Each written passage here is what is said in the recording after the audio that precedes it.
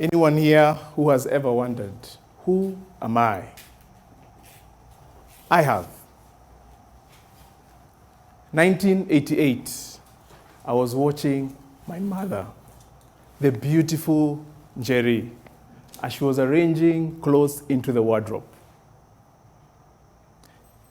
Suddenly, her hand froze, and from the look in her eyes, she seemed strangely curious about this one jacket that belonged to my dad, Mr. Mugo. She slid her hand into the inner pocket and drew out a neatly folded letter and proceeded to read the contents.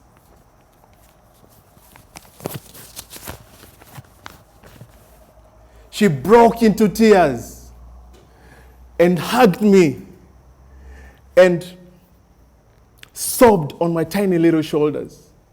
"Mom, what is it?" I asked.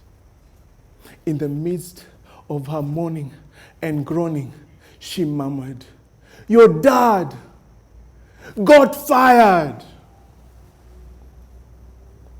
In that one tiny little piece of paper, our world was shattered. From that moment, we could hardly put food on the table. Auctioneers came knocking. Landlords threatened to kick us out of our humble abode. Have you ever wondered, who am I?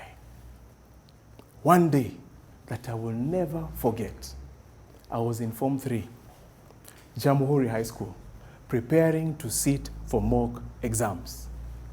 8 months into the year, I had hardly paid even a single cent. The headmaster, the big-headed Mr. Omar, said, "Anybody with school fees arrears should not dare show up on the exam day." On that day, my mom encouraged me to show up. By faith, we knelt beside the coffee table and she prayed fervently, her hands lifted as if surrendering me to the Lord. As I was leaving the compound, I looked back and I could see her through the window, her eyes fixed on me, her right hand raised, following me until I was no longer in her sight. I found my seat at the examination hall. Soon, the papers were distributed and we began writing the exam. 30 minutes later, the deputy headmaster walked in with 2 foolscaps in his hand. "Everybody, stop writing now. If I call out your name, come with your paper, drop it here, pick up your bag, and go." I was frozen like a deer in the headlights, and my heart was pounding, poof, poof, poof, as he read the names. He turned to the second foolscap. By now, an exodus of students was filing out of the examination hall. Finally, he read the last name, and my name was missing. Have you ever wondered, who am I?